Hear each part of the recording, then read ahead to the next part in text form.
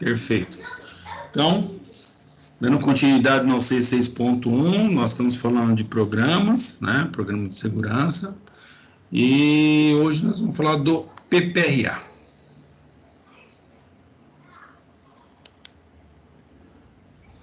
É importante vocês conhecerem o PPRA, porque mesmo eles saírem dando lugar para o PGR, vocês devem conhecer a estrutura dele, porque a estrutura não vai mudar.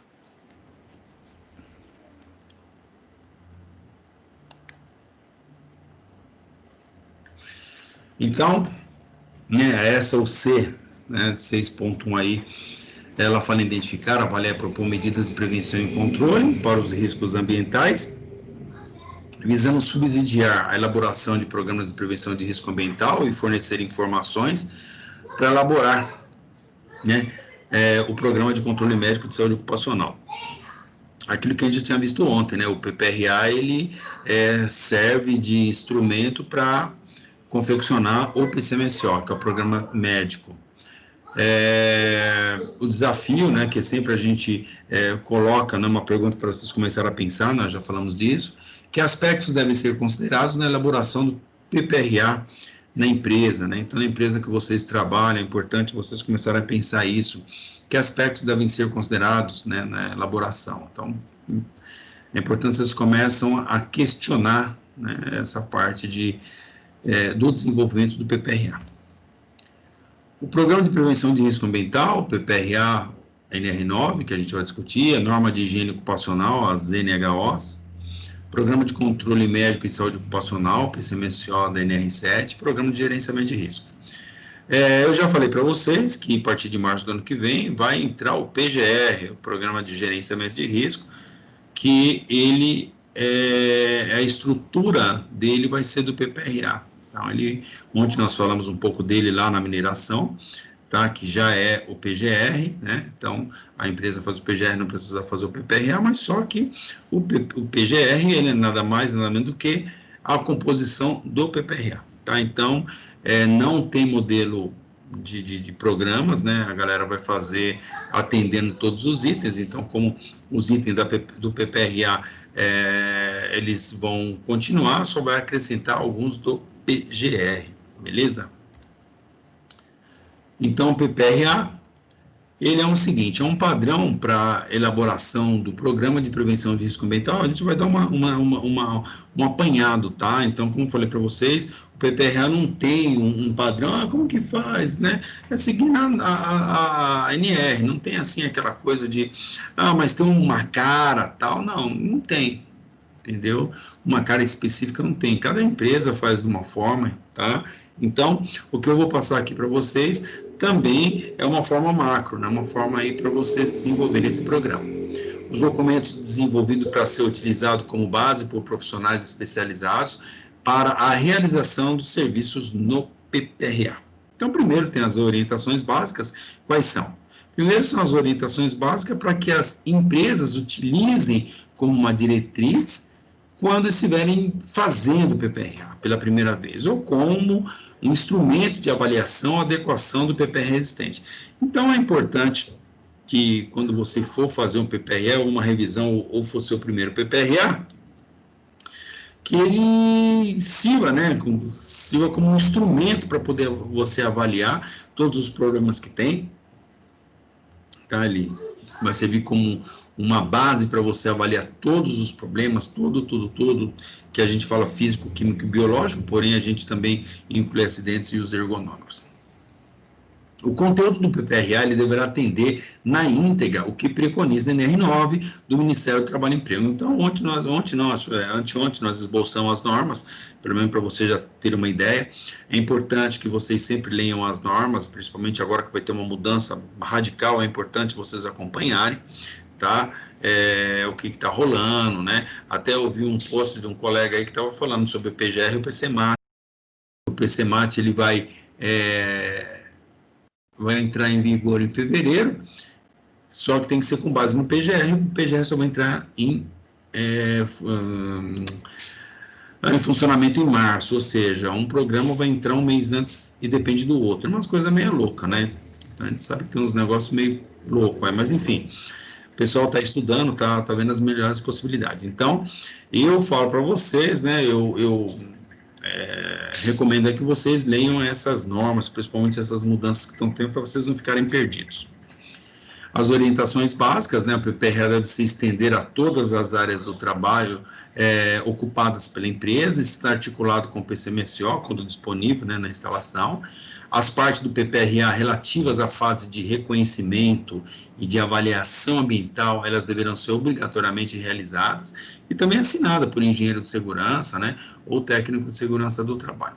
Nós vimos, né, na NR9 que qualquer um pode fazer, mas que seja habilitado, que conheça a estrutura. Então, indica, né, as coisas acabam canalizando para o nosso colo, né, que é a segurança do trabalho, ou engenheiro ou técnico de segurança.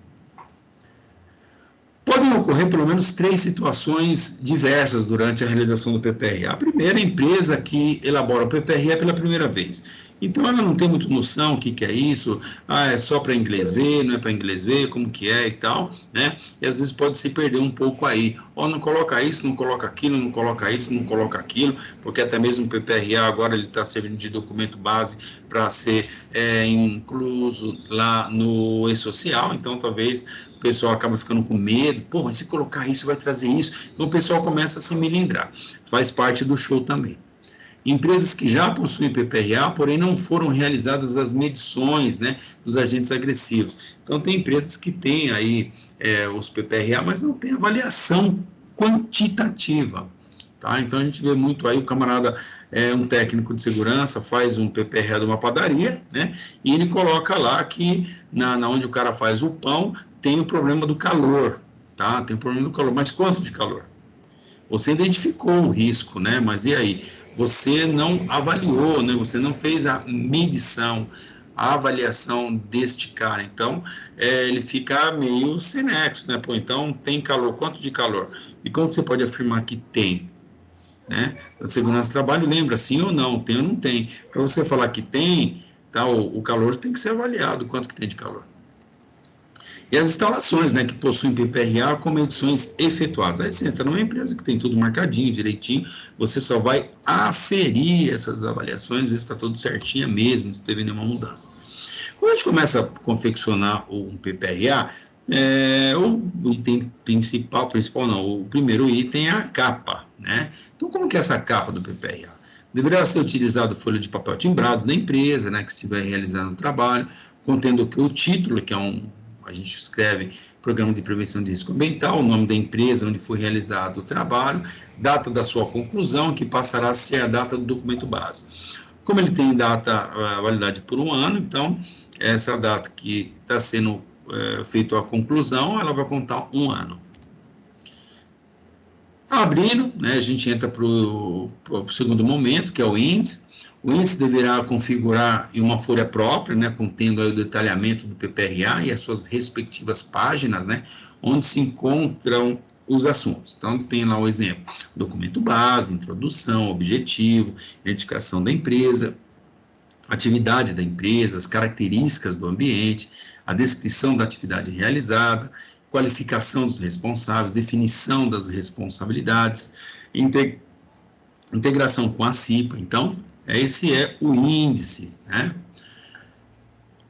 E concluir, dando sequência, as definições, estratégia e metodologia de avaliação, a estrutura do PPRA, desenvolvimento do PPRA, antecipação, reconhecimento, avaliação dos riscos ambientais, as técnicas de avaliação dos agentes, como foi feito isso, os controles desses riscos ambientais, nível de ação, periodicidade, forma e avaliação da revisão do PPRA, estabelecimento de um plano de ação, né, e prioridades e também o cronograma, o registro e revisões do desenvolvimento do PPRA, as recomendações gerais, registro, manutenção e também a divulgação dos dados, planejamento anual, metas e prioridades, exames, discussão do plano de conclusão final, bibliografia e data do documento assinado do profissional. Então, você observa aqui que ele é bem completo, né? Então, no momento que você já tem pelo menos essa cara desse índice aqui,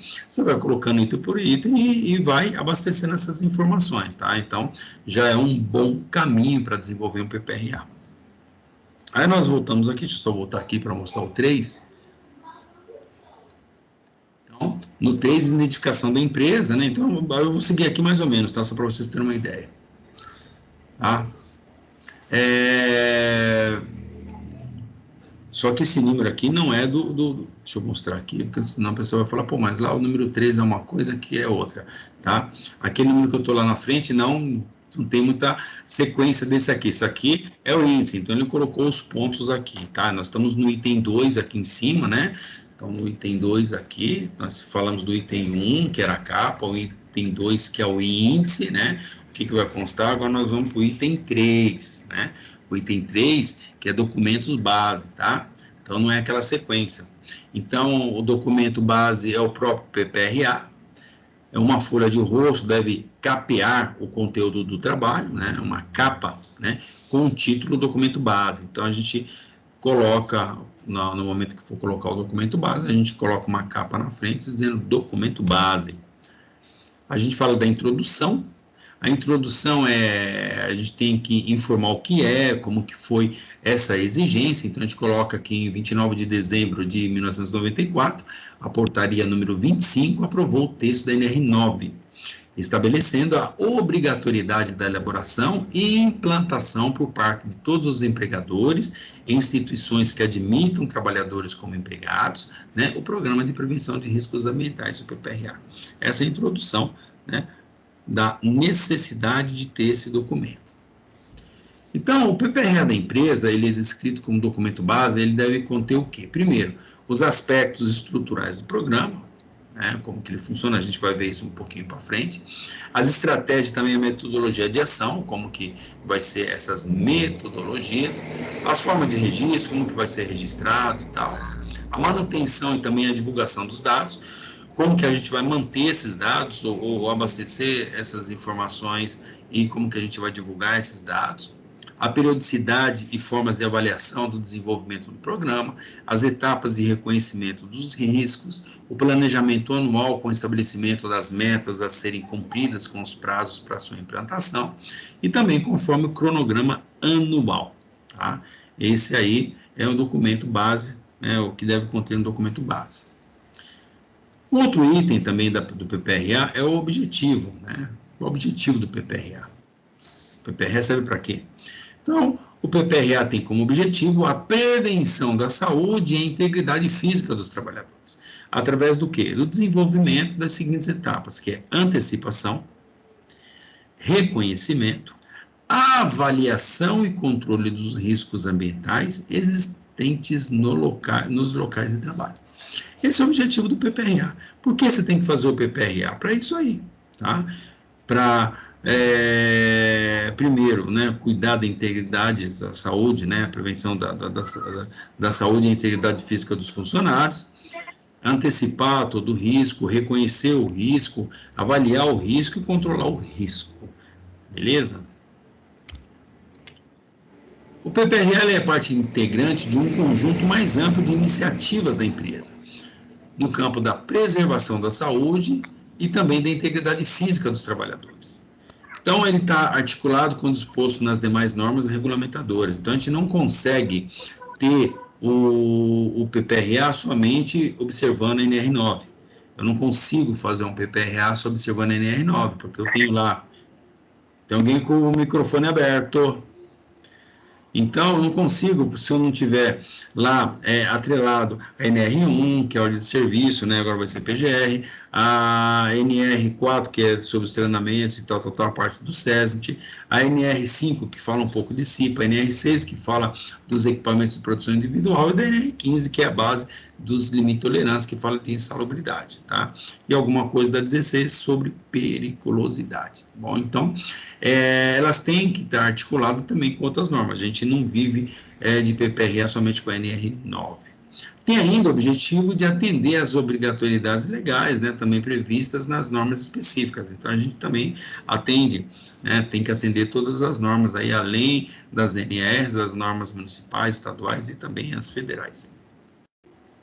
Quando fala em apresentação da empresa, que é um outro item que a gente faz, a apresentação da empresa, então a gente deve informar a razão social da empresa, o CNPJ, a classificação nacional da atividade econômica, a atividade principal, o grupo, subgrupo e grau de risco, endereço completo, número de empregados, horário de trabalho, jornada diária, data do levantamento de campo e responsável pela inspeção, né, que foi o responsável aí pelo trabalho. Na atividade da empresa, então deve se escrever de forma sucinta, né, as atividades da empresa e como elas ocorrem no estabelecimento. Por exemplo, escritórios de serviço administrativo visando atender às necessidades burocráticas da empresa. Escritórios administrativos de transporte aéreo, dispondo de setores de contabilidade, departamento pessoal, apoio ao mercado, marketing, atendimento ao cliente, entre outros. A empresa presta serviço de processamento de dados para clientes externos. Entendeu? Então, de forma sucinta o que a empresa executa. As características do ambiente de trabalho, então fazer a caracterização física do ambiente de trabalho, conforme esse quadro aí, que é o quê? O pé direito. O que é pé direito? É piso, teto. Quanto tem de altura, né, o ambiente, então o pé direito é quando você pega do piso até o teto, essa altura aí chama-se pé direito. O tipo de piso que é, se é piso de concreto, se é piso de madeira, se é piso de cerâmica, né? As paredes, que tipo que é, se é alvenaria, se é de concreto, se é de madeira e por aí vai. A cobertura, se é laje, se ela é caletão, né? Aquelas telhas e tal, o que é. Iluminação natural, né? Se tem a iluminação natural, se tem janelas e tal. Ventilação natural, se tem janelas abertas e tal. Iluminação artificial, se tem lâmpadas. E ventilação artificial, ventiladores ou ar-condicionado. Tá? Então, a gente coloca também nesse item. Tudo isso influencia numa avaliação, tá? É sabido que quanto maior for o pé direito, a circulação diária é maior, então o local não se torna abafado, né? Dependendo do tipo de piso que é, as paredes que são, tipo de cobertura, você vai entrar, trabalhar num local que a cobertura é zinco, você morre lá dentro. Ou essas telhas aí, chamadas de fibrocimento, aí, essas telinhas aí também matam o peão lá dentro, tá? A descrição das atividades realizadas nos setores de trabalho. Então, nós temos aí, desenvolver uma planilha contendo o que é a relação de setores, as funções dos trabalhadores, o quantitativo de empregados, a descrição da atividade realizada, descrição do local de trabalho. Então, bem minucioso, né? Então, pode criar uma planilha onde coloca, né, relação de setores, né? Primeiro, toda a relação de setores, as funções que tem em cada setor desse, a quantidade de empregados que tem em cada setor desse, as atividades realizadas por pessoa dessa, e a descrição do local de trabalho, que é essa que nós vimos aí anterior. Então, tem aqui um exemplo, setor escritório e chamado plataforma, as funções existentes no escritório tem assistente e técnico de produção, na plataforma tem auxiliar de produção, número de funcionários tem 1 no escritório, tem 2 na plataforma, descrição das atividades responsável pelo serviço administrativo da empresa e na plataforma execução dos serviços operacionais. A descrição do local de trabalho, uma sala e alvenaria, a existência de iluminação natural e artificial e ventilação forçada. Quando a gente fala em ventilação forçada, é ventilador, tá? Na plataforma suspensa, a cobertura em telhas de amianto, existência de iluminação e ventilação natural. Tá? Então, observe que faz um quadro, nesse quadro a gente consegue colocar várias informações. A qualificação dos responsáveis, então, informar o nome e o cargo dos responsáveis pelo acompanhamento dos serviços dos diversos setores da empresa. O nome também, a formação do profissional responsável pela visita de campo e levantamento das informações. Então, é o técnico de segurança do trabalho, ou o engenheiro de segurança, e por aí vai. o nome e informação do profissional responsável pelo SESMIT, quando houver, tá? Então, se tem uma empresa que tem um SESMIT completo, vai ser o engenheiro, voltado para segurança, e o médico para a parte do PCMSO. Não tendo o engenheiro, só tem um técnico lá, porque o número de funcionários não atinge a necessidade do engenheiro, aí o camarada coloca o nome do técnico e pronto.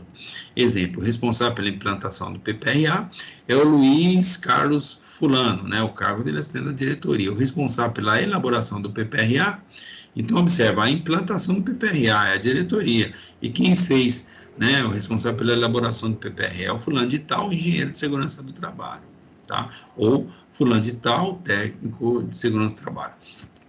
E o responsável pela implementação não somos nós não somos dono da empresa. Eu não posso chegar e falar assim, o responsável pela implantação e implementação sou eu. Não, sou funcionário. Se a empresa não arca, o que eu posso fazer? As definições das responsabilidades, primeiro do empregador. O empregador é o responsável por estabelecer, implementar e assegurar o cumprimento do PPRA como atividade permanente na empresa. Lembra, gente, que eu falei, vou continuar repetindo, melhoria contínua. A gente nunca pode. Tá? Por isso que a gente fala em atividade permanente. Informar os trabalhadores sobre os riscos ambientais e meio disponível de proteção.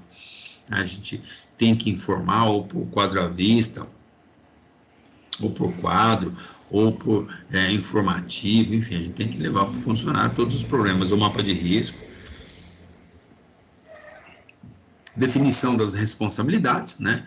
Então, nas responsabilidades nós temos aí dos trabalhadores, os trabalhadores têm como responsabilidade colaborar e também participar na implantação e execução do PPRA, a gente envolve todos, porque se vai precisar usar equipamento de proteção, se vai precisar fazer rodízio de horário, fazer, enfim, o que for necessário, a gente tem que ter a colaboração dos empregados.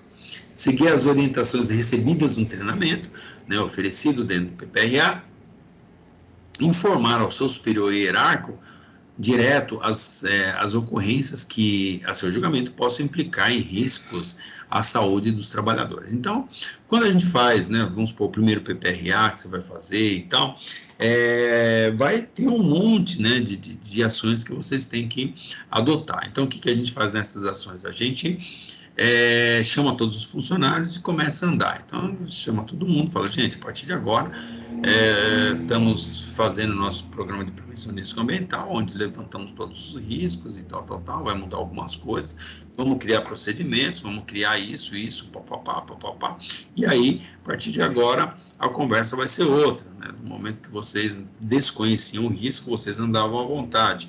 Agora, como vocês são conhecedores dos riscos, vocês têm que se precaver. E aí a gente mostra todos os riscos, todos os problemas, aonde, como surgiu e por aí vai. As definições, né, das responsabilidades do SESMIT, né? Então, o que o SESMIT é responsável? Né? Do assessoramento, né, as unidades do estabelecimento, na efetiva implantação desse programa. E também todos os demais assuntos, né, relacionados com a engenharia de segurança do trabalho e também a medicina do trabalho. Com o quê? Com a finalidade de promover a saúde e também proteger a integridade física dos funcionários. Realizar anualmente, junto com a administração do estabelecimento e também com a CIPA, a reavaliação do PPRA. A gente acaba fazendo, né, na inspeção, às vezes, né, você pode chamar a CIPA, olha, eu vou fazer a PPRA, alguém quer acompanhar, né?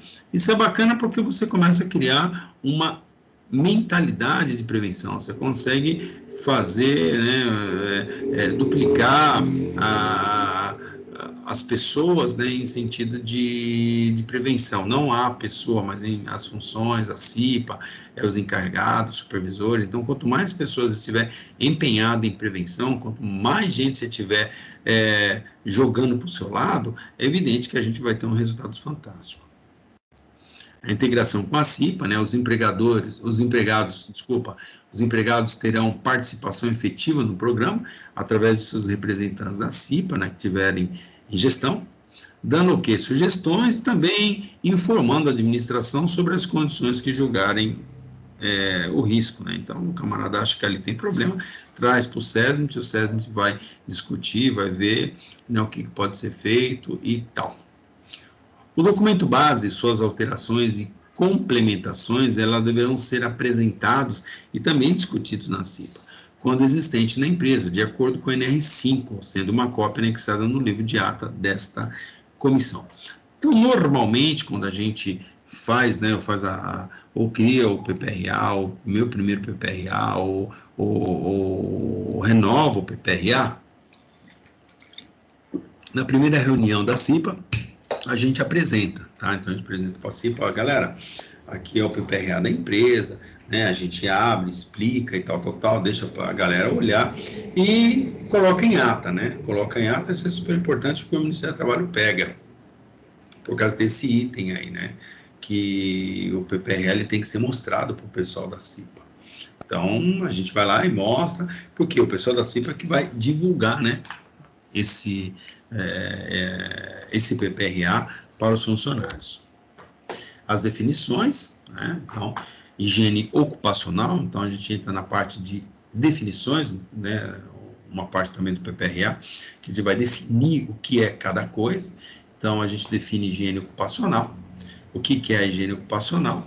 Que é a ciência e a arte dedicada à prevenção, o reconhecimento, a avaliação e também o controle dos riscos existentes ou originados nos locais de trabalho, os quais podem prejudicar a saúde e o bem-estar das pessoas no trabalho, enquanto considera os possíveis impactos sobre o meio ambiente em geral. Tá? Então, uma definição, né? E a gente inclui essa definição também no programa. Define também o que são riscos ambientais, prefeito da NR9, no item 915, que trata do PPRA, são considerados riscos ambientais para agentes físicos, químicos e biológicos que, em função da sua natureza, da sua concentração ou da sua intensidade e tempo de exposição, forem capazes de causar danos à saúde do trabalhador. Então, isso que é o risco ambiental, tá?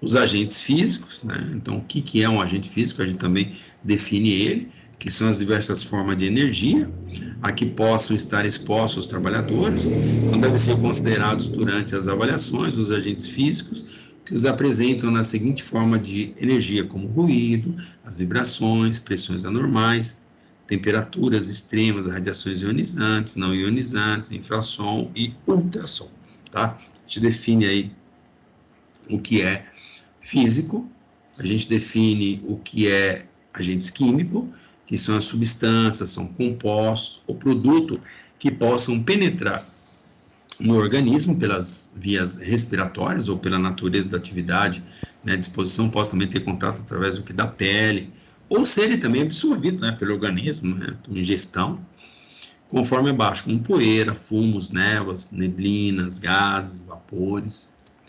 A gente também define os agentes biológicos, que são os seguintes, os agentes biológicos, né, que se apresentam nas formas de micro-organismos e parasitas infecciosos, né, vivos de suas toxinas, tais como bactérias, fungos, bacilos, parasitas, protozoários e vírus, entre outros.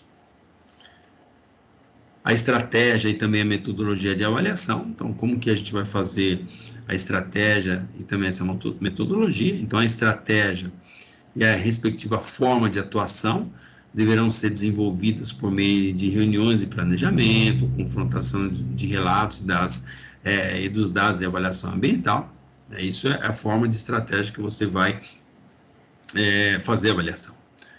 Na metodologia de avaliação dos agentes ambientais, quando necessário, deverão ser utilizadas as normas da Fundacentro e também da ABNT, usadas em higiene do trabalho. Bom, então, são estratégias de metodologia de avaliação.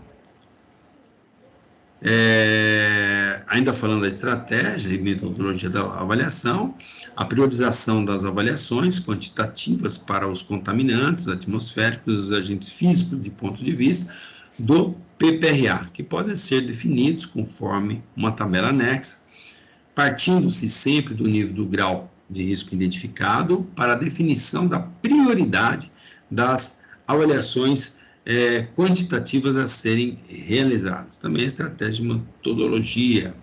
Então, tem a estrutura do PPRA, né, que o PPRA ele é descrito num documento base, ele deve conter os aspectos estruturais do programa, tais como planejamento anual, né, como estabelecimento das metas a serem cumpridas e com os prazos para suas implantação. A estratégia e metodologia de ação, a forma de registro, manutenção e divulgação dos dados, periodicidade e forma de avaliação do seu desenvolvimento. Isso já é a estrutura dele, né? Então já é o meio dele, a parte mais interessante dele, a estrutura do programa, tá? Então, nós estamos indo por partes, estamos esmiuçando a parte macro, né, de informação, depois a gente vai ver isso como funciona na vida real. O desenvolvimento do PPRA, então, tem aí, o PPRA foi elaborado com base no desenvolvimento das etapas de um programa de higiene ocupacional, que consiste em, tá? Isso é o que está lá na norma, né? Que é a antecipação, que é o reconhecimento, que é a avaliação, monitoramento e controle dos riscos ambientais, amplitude e também a complexidade do PPRA, dependerá o quê? Da identificação desses riscos, né? Encontrados na fase da antecipação ou também do reconhecimento.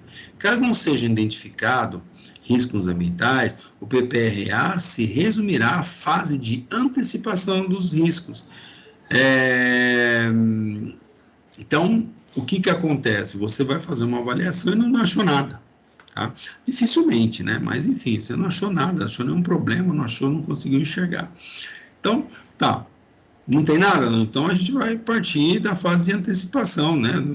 Vamos aí tentar falar, olha, em caso de, ou supostamente pode acontecer isso, coisas dessa natureza, entendeu? Na fase de antecipação, não tem nada. Então a gente vai antecipar, a gente vai colocar aqui, olha, se por um acaso acontecer isso, olha, não pode deixar isso porque senão pode acontecer aquilo, olha, então não vamos deixar tanto concentração de produtos aqui porque vai dar um problema assim, assim, assim, e assim vai, né? A gente não coloca algumas pessoas, risco físico não encontrado, químico não encontrado, biológico não encontrado, ergonômico não encontrado, acidente não encontrado, ponto final, beijo, tchau.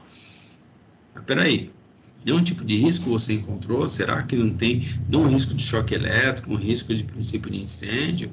Será que não tem nenhum risco biológico? Né? Será que não tem nenhum risco de acidente, como uma queda, um tropeção, alguma coisa dessa forma? Então é isso, a gente tem que olhar com o olho clínico, né? Antecipação, reconhecimento e avaliação dos riscos ambientais. Então a gente vai entrar aí a parte mais sustentada, né? A parte mais grossa, a parte mais gostosa do programa, que é antecipar, reconhecer, avaliar os riscos. Para isso, essa etapa envolve o que? A análise de novos projetos, né? Se por um acaso tiver, verificar todas as instalações, a linha de produção, os produtos, né? Para saber também que pode gerar algum tipo de problema, a metodologia, o processo de trabalhos ou de modificações da já existente, que aí a gente faz um fluxograma, né? De processo. O objetivo é a identificação dos riscos potenciais e a introdução das medidas de controle necessárias, né, antecipando a exposição do risco ambiental. Lembra que em uma das aulas eu coloquei as tarefas, e nas tarefas a gente consegue visualizar bem os problemas. Então, você consegue pegar um risco físico, né? Então, um exemplo, qual a atividade que você desenvolveu? Eu faço tal, mas vamos por tarefa. A primeira parte é isso, então vamos analisar esse primeiro momento, segundo momento, terceiro momento.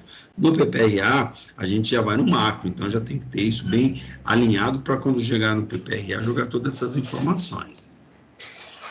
No reconhecimento, essa etapa envolve o quê? A identificação é a explicitação, né, dos riscos existentes no ambiente de trabalho. Então, preste atenção que essas informações necessárias nessa etapa são o quê? Primeiro, a determinação e localização das possíveis fontes geradoras. Então, você vai determinar ou vai localizar essas fontes, da onde vem, trajetória e meio de propagação. Então, como que esse ruído chegou, né? Quais são os meios de propagação, a trajetória desse ruído para chegar nesse funcionário, tá? A gente coloca. Caracterização das atividades, também do tipo de exposição, a identificação das funções e determinação do número de trabalhadores expostos, que a gente chama de grupo homogêneo de exposição. Então, junta tudo aquele grupo que está exposto aos mesmos problemas, grupo homogêneo de exposição. Obtenção de dados existentes na empresa, né? Indicativos de possíveis comprometimentos da saúde decorrente do trabalho. Então, é evidente que se você pegar um caso de uma manutenção que o camarada faz soldas com oxacetileno, com, sei lá, solda elétrica, né? E mexe com graxa, mexe com um montão de produtos químicos lá para limpar solventes e tal. É evidente que se ele não tiver nenhum tipo de proteção, com certeza ele vai ter alguns problemas de saúde, tá? Possíveis danos à saúde relacionados ao risco identificado. Então, a gente passa esse problema para o médico vai fazer um monitoramento, né, no PCMSO para pedir exames complementares, né, para saber se a saúde da pessoa está sendo comprometida. Ainda do reconhecimento, a descrição das medidas de controle já existentes na empresa e das possíveis alterações, né, para aumentar a sua eficiência na redução ou eliminação dos riscos ambientais. Informações obtidas nos seguintes documentos. Primeiro, mapa de riscos ambientais, a gente não consegue pegar alguma informação do mapa anterior. É evidente que a gente, quando vai fazer o PPRA, já pega uma cópia do PPRA do ano passado para ver o que mudou. Levantamento de risco no posto-trabalho e análise preliminar de risco. Tá? Essa análise preliminar de risco ela é importante, nós já falamos dela e vai entrar aqui também, né, como programas, que todo tipo de trabalho que os funcionários forem desenvolver, a gente consegue fazer no papel, né, onde você consegue avaliar mais tranquilamente, né, o que o cara vai fazer e os problemas que possivelmente vão ocorrer, tá? Que a gente chama de análise preliminar de riscos. A NR9, lá no item 9121, quando não forem identificados riscos ambientais na fase de antecipação ou reconhecimento descrito no item 932 e 933, o PPRA poderá resumir-se a etapas previstas na linha A, que seria a antecipação e reconhecimento dos riscos, e F, que seria o registro e divulgação dos dados. Meu, não tem nada. Então, olha, se por um acaso tem, não tem. Então, não foi, a gente só coloca as recomendações. O exemplo da planilha para reconhecimento do risco, então nós temos aqui a identificação do risco, o ruído, né, e óleos básicos, a fonte geradora, né, que está provocando ruído, da onde sai, lembra que nós vimos no item agora anterior, a fonte geradora e tal, a trajetória, né, então o ruído ele é proveniente de motores dos caminhões, né, trânsito de veículo, o tipo de exposição é contínua, que o cara fica exposto a isso aí constantemente, os trabalhadores expostos ao auxiliar de produção. Já com óleos e óleos básicos, é o quê? Medição de nível de temperatura dos tanques, né? É intermitente, não é sempre que o cara vai fazer isso, né? Tem uma pausa e são auxiliares de produção. Então, a gente consegue também, numa planilha dessa, fazer várias funções. Na avaliação, né, que envolve o monitoramento dos riscos ambientais, visando que a determinação das intensidades dos agentes físicos, a concentração dos agentes químicos, visando o dimensionamento da exposição dos trabalhadores, né? A avaliação quantitativa deverá ser realizada sempre que necessário. Para quê? Para comprovar aí o controle da exposição e também a inexistência, né, desses riscos que a gente acaba fazendo o reconhecimento lá atrás, mas precisa medir para saber se realmente ele está acima ou não dos limites toleráveis. Dimensionar a exposição dos trabalhadores e subsidiar o equacionamento das medidas de controle. Bom? As avaliações de risco.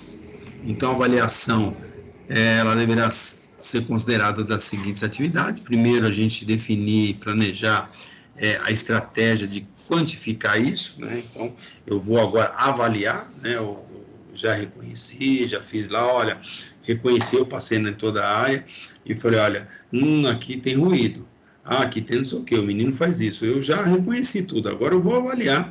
Então, eu sei que tem ruído, eu sei que tem que levar meu equipamento para medir ruído. Eu sei que tem lá poeiras, fumos e tal, tem que levar uma aparelhagem para fazer uma coleta. Tem tal coisa, e aí a gente já fez no reconhecimento. Agora eu vou avaliar mesmo, né? Eu vou quantificar esses caras aí. Então, baseado nos dados e informações coletadas onde? Na etapa anterior. Quantificar a concentração e intensidade através de equipamentos e instrumentos, né, compatíveis ao risco, identificando e utilizando as técnicas indicadas. Tem ruído, eu vou lá e meço o ruído, mas como que eu vou medir? Não é só chegar lá e colocar o aparelho onde eu quiser, do jeito que eu quiser, não. Para a gente fazer uma avaliação, a gente tem que ir lá na NHO, a norma de higiene ocupacional. Lá ele vai dar as diretrizes de como que a gente vai fazer essa avaliação.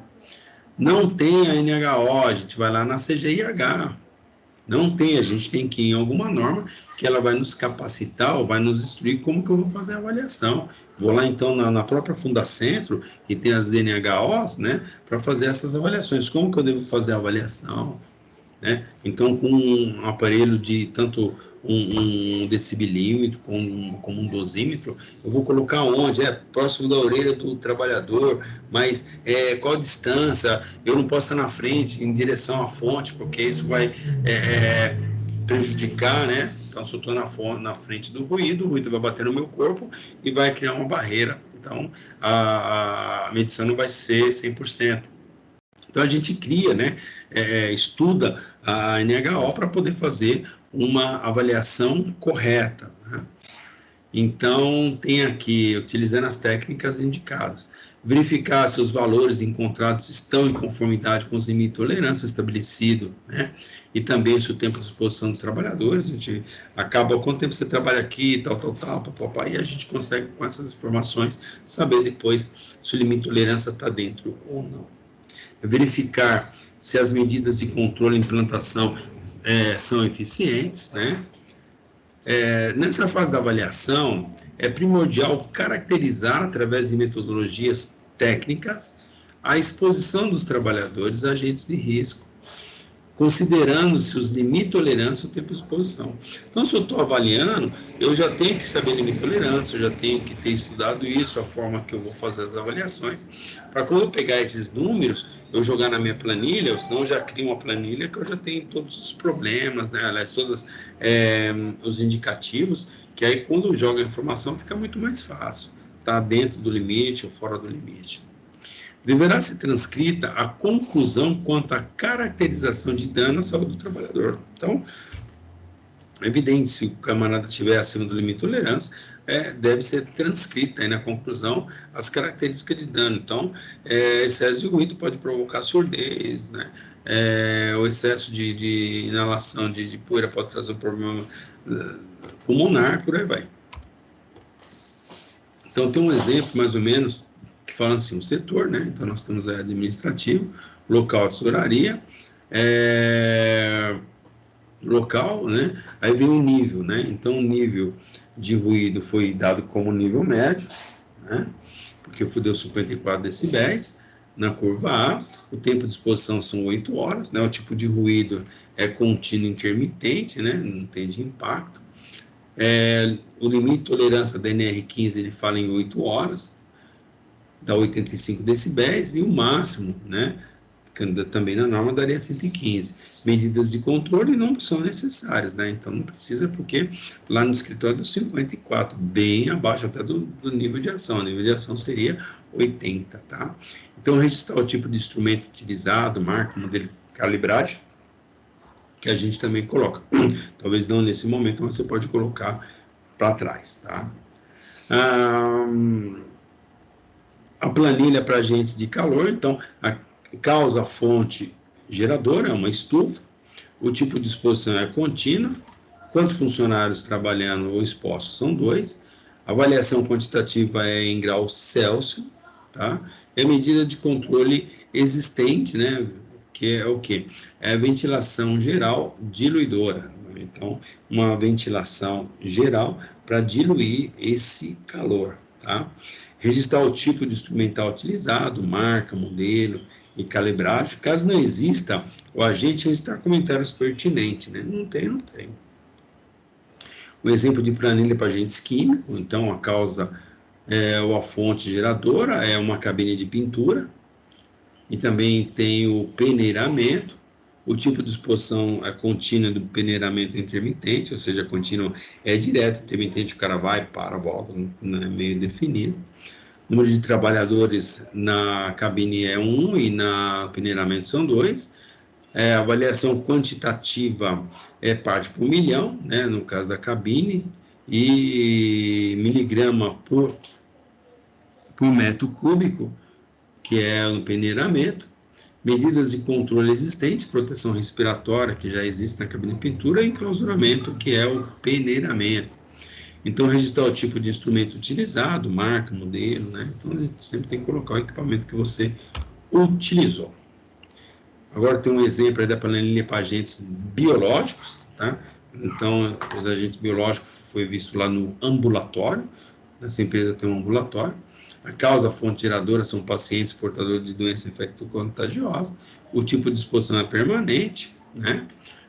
Tá lá, toda hora pode chegar um cara lá. Trabalho, número de trabalhadores expostos são 2. A avaliação qualitativa é grau máximo, que aí você pega lá na NR 15, anexo 14, que vai falar pacientes portadores de doença infecto-contagiosa, já está definido que é o grau máximo. Medidas de controle, né? Máscaras e luvas especiais.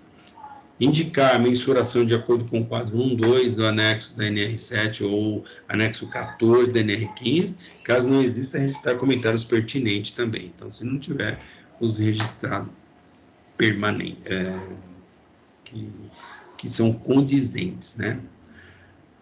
As técnicas de avaliação dos agentes, não tem técnica de medição.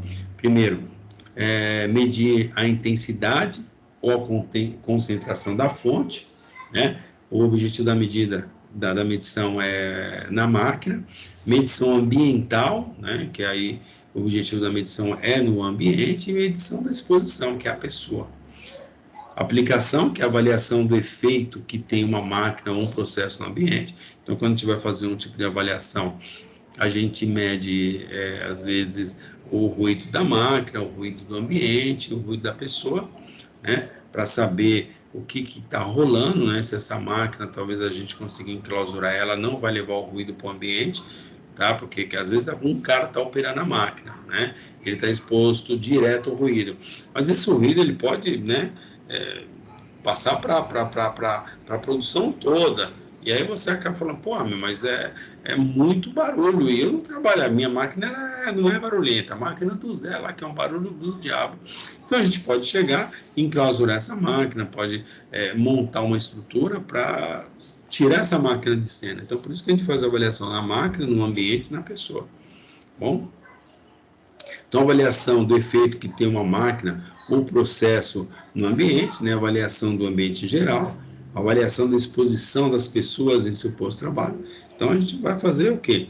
Essa aplicação para ver o que o efeito, né? Se a máquina está com problema, se o ambiente, né? Ele também está propício para a questão do ruído, né? Aí a gente vai estudar até mesmo a questão de absorção da parede, né? O teto. Então a gente começa a fazer um estudo um pouco mais profundo, falando de ruído, evidente, tá? E caso contrário também, a gente já entra, no caso do trabalhador, em questão de adequar um equipamento de proteção, entra nas formas, nas proteções administrativas, que é redução de horário, mudança de setor. O ruído, né? Então, nós temos aqui o ruído. A dose e o nível de pressão sonora medido deverão ser obtidos através da utilização de audiodosímetro, né? Ou do decibelímetro de ajuste.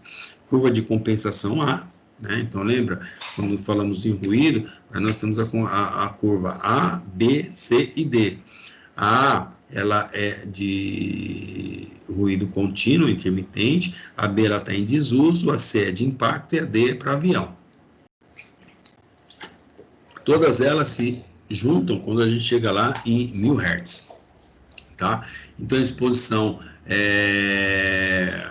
do tipo contínua de 5 dB na curva A em relação à amplitude, né, que acaba dobrando, né? Então a cada 5 ele dobra o tempo, né? Então dobra não, cai pela metade. Então a gente percebe quando você olhar lá, a norma começa 85 para 8 horas. Aí quando sobe 5, né, 90, cai para metade do tempo. E assim vai aumentando, né? Aumenta 5, a cada 5 que aumenta, o tempo cai pela metade. Então 85 é 8 horas, 90, 4, 95, 2, 100, 1, 105, meia hora, 110, 15 minutos e 115, 7 minutos. Ou seja, vai aumentando 5 decibéis e o tempo vai caindo pela metade, tá? Então, dose de 100% para um trabalho de 8 horas, né? 85 decibéis. Então, quando a gente fala em dose, né? Que será uma porcentagem. Então, o camarada exposto 85 decibéis, tá? A dose é 100, tá? Então, se ele passou 5, então, vai aumentando a dose, tá? E aí, a dose tem que ser 100, no máximo 100% da dose, que é 85 decibéis. Ultrapassou 85, ele está tomando mais, tá? Passou do 100, então ele já entra numa zona de perigo, né? Que seria a zona insalubre. O empregado portador de audiodosímetro deverá ser acompanhado durante todo o tempo, né? Não poder desviar-se de sua rotina do trabalho. Lógico, às vezes a gente coloca o dosímetro e o camarada quer ficar só no lugar onde tem ruído, né? Então, isso também é meio complicado, a gente tem que estar atento a isso. Seleção do ponto de medição e também a localização do objeto de medidas, né? Que são regidas pelo objetivo que tenham a medição, né? Então, a gente tem que saber aí qual que é o objetivo dessa medição, né? Se é para PPRA ou se é para uma avaliação qualquer. As medições da exposição deverão ser feitas próximo da orelha do trabalhador, uma distância de 5 a 10 centímetros, que isso é o que está lá na NHO. Já para os agentes químicos, deixa eu só ver uma coisinha aqui rapidamente aqui, estou no slide 49, então eu vou fazer o seguinte, esse 18 eu vou deixar para amanhã, tá? Para a gente não parar aqui. Então, parei no slide 49. Tá? Amanhã a gente continua no slide 49. Tá? Porque tem 75, então no 49 a gente finaliza amanhã. Tá? Então, nós paramos nos físicos e aí falta os químicos para frente. Beleza, galera? Deixa eu voltar aqui.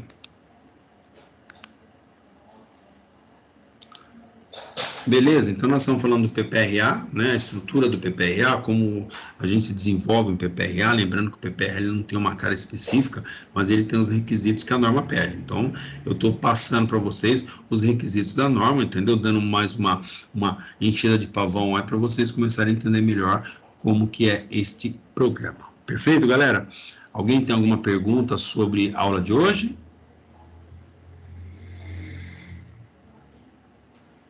Por enquanto não, professor. Por enquanto tá tudo ok. Beleza, galera? É assim, eu peço vocês que sempre vão lendo esses assuntos que nós estamos falando. Então, nós estamos falando da NR9, dá uma lida na NR9.